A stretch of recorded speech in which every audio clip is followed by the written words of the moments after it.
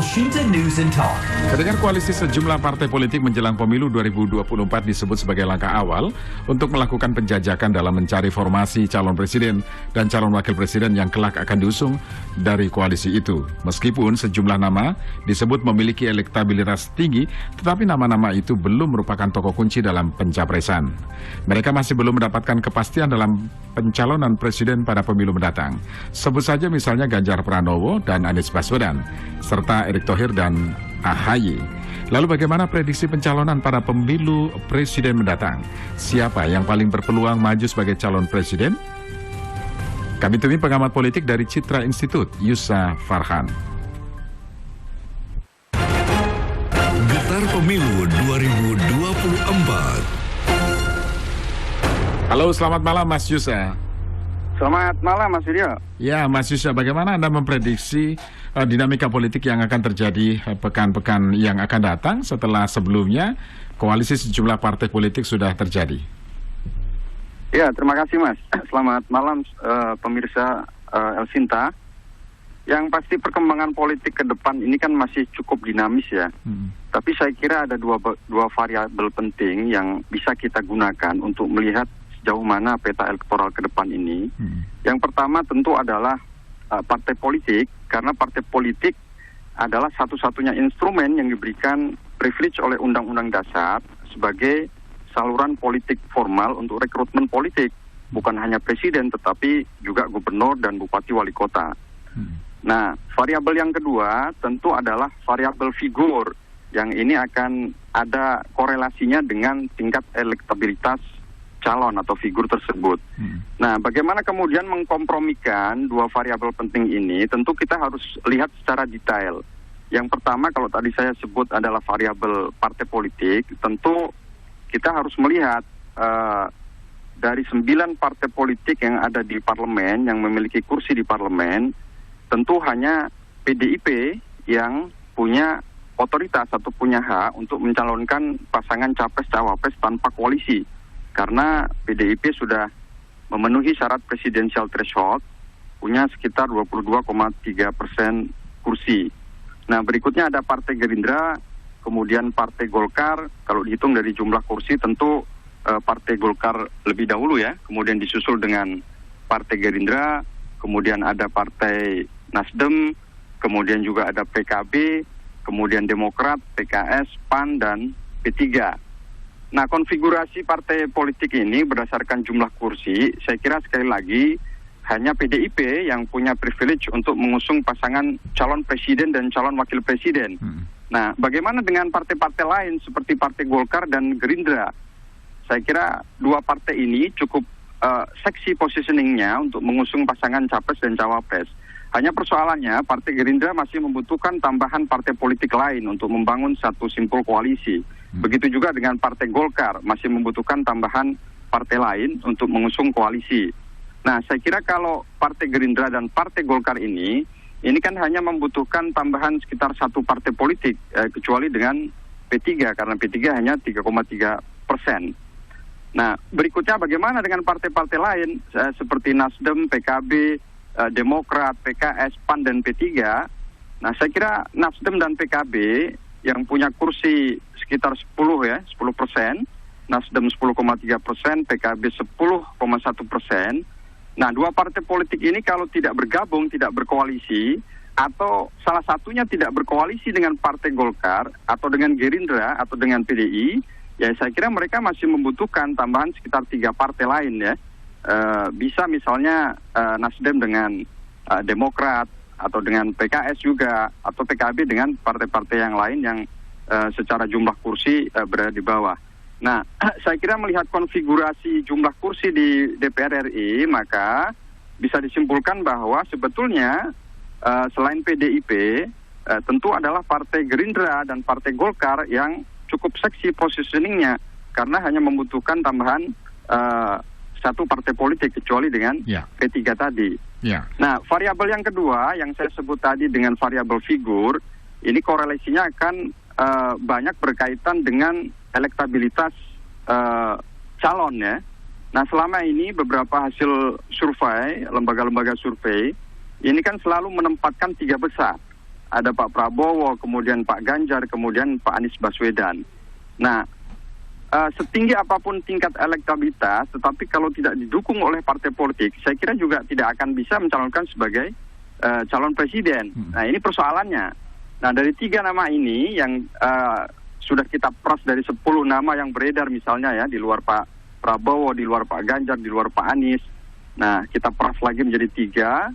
Nah, tentu melihat variabel elektabilitas ini ya, saya kira memang Pak Prabowo punya peluang yang lebih untuk dicalonkan sebagai calon presiden. Karena meskipun Ganjar misalnya atau Pak Anies Baswedan elektabilitasnya tinggi, tetapi kalau tidak didukung oleh partai politik juga tidak akan bisa dicalonkan sebagai calon presiden. Jadi saya kira melihat bagaimana sekali lagi mengkompromikan 2 variabel penting tadi, antara variabel konfigurasi kursi-kursi partai politik dengan variabel elektabilitas calon. Kita harus kompromikan 2 variabel penting itu, sehingga dengan demikian kita akan bisa melihat ya sejauh mana potensi, sejauh mana peluang masing-masing calon presiden. Intinya elektabilitas ini tidak bisa berdiri sendiri, harus dikaitkan dengan dukungan partai politik, karena sekali lagi partai politik adalah satu-satunya instrumen yang diberikan otoritas oleh Undang-Undang Dasar sebagai saluran rekrutmen formal calon-calon pemimpin politik. Saya kira itu Mas Firyo. Ya, oke. Jadi poinnya ada 3 partai yang memiliki posisi yang positioningnya cukup bagus ya. Selain PDIP maksudnya.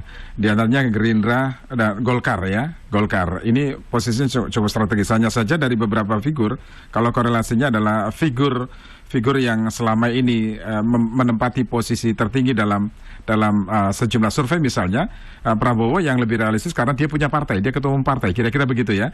Jika dibandingkan dengan Ganjar misalnya, meskipun dia PDIP tapi bukan juru kunci, kira-kira begitu ya, Mas Yusya ya. Dan Pak Anies yang meskipun elektabilitasnya tinggi misalnya, tetapi juga belum tentu juga mendapat dukungan real dalam pemilu mendatang ya, kira-kira begitu ya. Karena di politik itu selalu. Nah, pertanyaannya sekarang, kita tahu bahwa Gerindra dan PKB sudah berkoalisi. Nah, ini kan sebetulnya cukup untuk mengajukan figur capres dan cawapres. Ya, sebelum ke sana Mas, satu lagi yang mesti harus diurai adalah kita harus melihat juga embrio koalisi yang saat ini sedang digalang oleh partai-partai politik. Karena dinamika politik kan terus berkembang. Nah, sejauh ini yang kita lihat memang yang pertama, di satu sisi ada KIB ya, Koalisi Indonesia Bersatu yang di-endorse oleh Partai Golkar. Di dalamnya kemudian ada PAN dan P3. Saya kira ini sudah cukup ya. Hanya persoalannya lagi-lagi KIB ini tidak punya stok internal kader partai yang tingkat elektabilitasnya tinggi untuk dicalonkan sebagai calon presiden. Kalau pertanyaannya adalah siapakah yang paling layak di antara 3 partai yang bergabung di KIB ini, tentu adalah ketua umum partai. Di sana ada Pak Airlangga, kemudian di situ ada juga Suharto Manoarfa dan juga Ketua Umum PAN, Pak Zulkifli Hasan. Nah, saya kira dari 3 nama ini tentu Pak Airlangga Hartarto punya peluang yang lebih layak ya untuk dicalonkan sebagai presiden. Hanya persoalannya tadi, Pak Airlangga sejauh ini belum punya tingkat elektabilitas tinggi sebagaimana Pak Ganjar, Pak Prabowo, dan Pak Anies Baswedan. Nah, embrio koalisi di seberang lain, saya kira Rakernas Nasdem kemarin sudah menyaring beberapa nama sebagai calon presiden, termasuk di dalamnya ada Pak Ganjar Pranowo dan Pak Anies Baswedan. Cuma sampai hari ini kita kan masih melihat bagaimana keputusan Nasdem, siapakah yang akan diusung. Nah, tentu kalaupun nanti pada akhirnya Nasdem memutuskan untuk mengusung misalnya Pak Ganjar ataupun Pak Anies Baswedan ataupun yang lainnya, tentu ini juga akan menarik magnet partai-partai lain. Kalau yang diusung Pak Anies Baswedan, saya kira yang lebih mudah masuk dalam barisan koalisi tersebut adalah PKS misalnya. Nah, tetapi kan PKS dengan Nasdem pun saya kira masih membutuhkan tambahan partai lain. Nah, kemudian di grup lain kita tentu masih menunggu sikap PDIP sebagai the ruling party. Nah, kebiasaan Bu Mega ini kan selalu mengambil keputusan di last minute, di detik terakhir. Makanya kita masih menunggu bagaimana sikap politik PDIP ke depan terkait dengan capres dan cawapres. Nah, di sisi lain saya kira Partai Demokrat sampai hari ini juga masih bergerilya terus dengan bergaining bagaimana kemudian mencalonkan Bung AHY sebagai calon presiden. Tapi saya kira melihat positioning Partai Demokrat berdasarkan hasil jumlah kursi ya saya kira tantangannya akan lebih berat sekali untuk bagaimana berjuang menjadi simpul koalisi. Kemudian tadi menyangkut pertanyaan bagaimana formula koalisi antara Partai Gerindra dengan PKB, ya saya kira mereka sudah memenuhi syarat presidensial threshold. Hanya persoalannya adalah Pak Prabowo memang punya beban politik yang cukup tinggi karena sudah 2 kali pilpres. Nah sehingga mau tidak mau Pak Prabowo dalam konteks ini harus mengambil keputusan yang tepat terkait dengan cawapres yang mampu menyumbangkan insentif elektoral secara signifikan untuk mendongkrak kemenangan. Kalau salah dalam mengambil keputusan cawapresnya, tentu ini akan jadi masalah. Nah, saya kira masih cukup waktu bagi Partai Gerindra untuk secara memutuskan siapakah cawapres yang kira-kira mampu menyumbangkan insentif elektoral secara dengan kata lain koalisi PKB belumlah ideal untuk mendongkrak Pak Prabowo di 2024.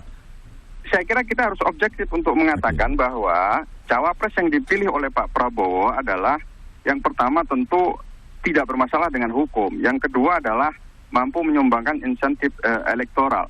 Saya kira Pak Prabowo dalam konteks ini tetap berkepentingan bagaimana menguasai daerah-daerah basis pemenangan. Baik. Selama ini Pak Prabowo unggul di Jawa Barat, tapi lemah di Jawa Tengah dan Jawa Timur. Nah, Jawa Timur inilah yang menurut saya sebagai bagian dari kunci pemenangan ini harus di endorse dengan maksimal. Oke. Saya kira itu Mas Yusya, kita sapa pendengar dulu. Ada Pak Wahyu di Tangerang. Pak Wahyu, halo Pak Wahyu. Halo, selamat malam. Malam Pak Wahyu. Selalu semuanya. Ya. Jadi masyarakat juga perlu melihat dan memperkirakan atau minimal menilai ya kondisi capres dan cawapres saat ini. Sebenarnya ini tiket kemenangan sebenarnya menurut saya ini sudah ada di Prabowo Subianto. Karena apa? Dia sudah elektabilitasnya tinggi, sebagai ketua umum juga, kemudian dia juga sebagai calon presiden kemarin yang kalah kemarin terhadap Jokowi. Jadi saya rasa ini sudah terlihat di depan mata. Kalau calon Ganjar dan Anies, dia elektabilitas tinggi berdasarkan penilaian masyarakat, tetapi dia tidak punya kendaraan atau tidak punya tiket, jadi nggak bisa pergi kemana-mana. Jadi sebagai ini aja. Jadi nggak bisa pergi. Jadi yang pergi melenggang itu sudah jelas menurut saya. Artinya menurut Anda yang lebih realistis adalah Prabowo karena dia ketua umum partai dan dia punya investasi politik sebelumnya. Iya, kan kita tahu 3 orang ini adalah yang jauh sebelum dalam 3 bulan ini elektabilitasnya terlalu tinggi dan saling fluktuatif, saling kejar mengejar. Yaitu Prabowo, Ganjar, dan Anies Baswedan. Oke. Menurut saya, yang sudah kelihatan di depan mata ini, menurut saya calon yang terkuat dan mungkin akan menjadi presiden adalah kalau nanti dipilih oleh Gerindra sendiri dan dia mendapatkan tesennya cawapres tadi yang benar apabila terjadi tidak salah memilih, ya itu akan jadi tepat, dia akan menjadi. Tapi kalau memang benar tadi ada satu hal yang salah memilih cawapresnya, dan saya rasa menurut saya ini blunder juga gitu loh. Dan kalau ini dia ada skala taktis, mohon maaf ya, ada skala taktis dari partai yang pernah berkoalisi dan menjadi seterunya juga akan menjadi kejeblos ke lubang yang 2 kali menurut saya.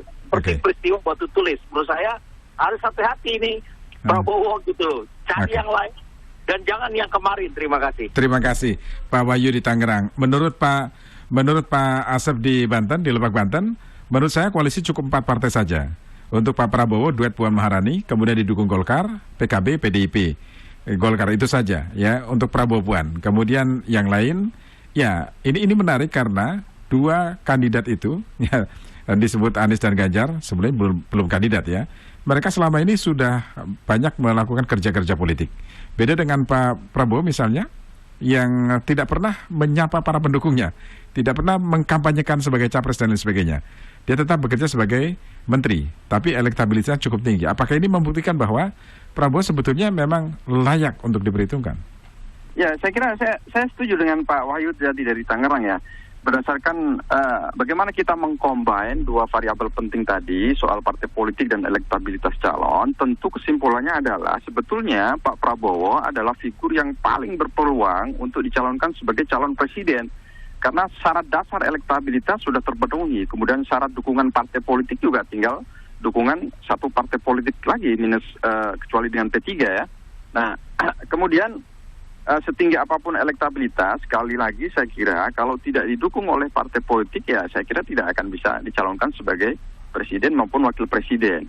Nah, kemudian saya kira kita juga mesti harus objektif melihat. Misalnya kemarin ada survei teman-teman PWS yang kemudian menempatkan Pak Prabowo sebagai menteri berkinerja terbaik. Saya kira ini adalah bukti totalitas Pak Prabowo terhadap perannya sebagai anggota kabinet, sebagai menteri pertahanan. Saya kira kalau soal itu tidak ada lagi yang meragukan soal komitmen Pak Prabowo terhadap komitmen kebangsaan dan keindonesiaan, dan bahkan komitmennya terhadap NKRI termasuk nasionalismenya ya juga saya kira tidak banyak yang meragukan ya.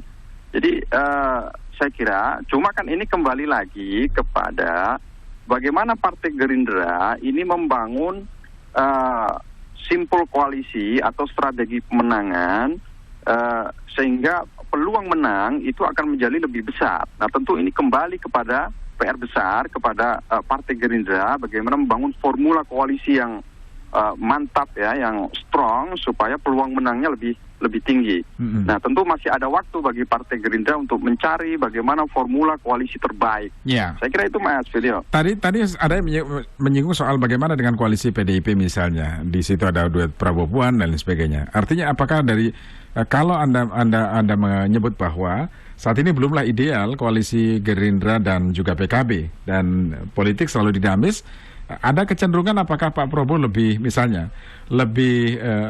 senang kalau koalisi itu dengan PDIP misalnya, Mas Yusa? Ya tentu siapapun calon presiden kalau kemudian mendapatkan dukungan partai terbesar, tentu ini merupakan keuntungan politik tersendiri. Karena dari sisi kekuatan politik saya kira akan lebih tergaransi ya. Nah cuma persoalannya kan kita masih melihat sejauh mana keseriusan antara Partai Gerindra dan PDIP. Saya kira ya ini perbedaannya antara di internal Gerindra dan teman-teman di PDIP. Kalau di Partai Gerindra saya kira bulat satu suara ya bagaimana mengusung Pak Prabowo sebagai capres.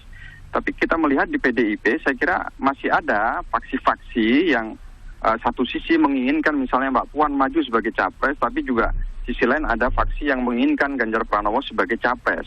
Saya kira ini juga belum clear dan pada akhirnya nanti saya kira faktor elektabilitas juga tidak akan diabaikan begitu saja oleh PDIP. Nah tetapi kan sekali lagi perkembangan politik ke depan masih sangat dinamis. Nah dalam konteks bagaimana formula koalisi yang dibangun atau digagas oleh Partai Gerindra dan PKB, saya kira akan lebih ideal lagi kalau kemudian ada tambahan lain dari partai politik lain.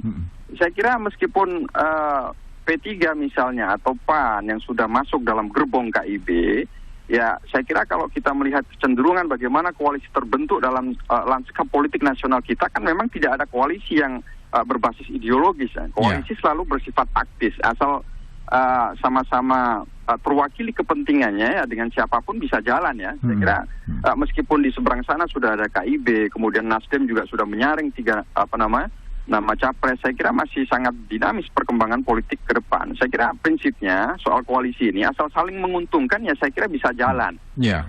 Oke, satu lagi pertanyaan terakhir. Tadi disebut ya bahwa beberapa kandidat kan selama ini sudah melakukan kerja-kerja politik. Sebut saja misalnya Anies ataupun Pak Ganjar Pranowo misalnya, berbeda dengan Pak Prabowo. Tetapi Prabowo surveinya juga masih cukup tinggi meskipun dia belum menyapa pendukungnya dan lain sebagainya. Apakah ini menunjukkan bahwa Prabowo kansnya masih sangat besar untuk pemilu 2024? Ya, saya kira kelebihan Pak Prabowo sekali lagi ini kan sudah memiliki modal politik yang panjang sebagai calon presiden. Nah saya kira baik Pak Ganjar Pranowo dalam kapasitasnya sebagai gubernur, kemudian Pak Anies Baswedan dalam kapasitasnya sebagai gubernur DKI, Pak Prabowo dalam kapasitasnya sebagai menteri.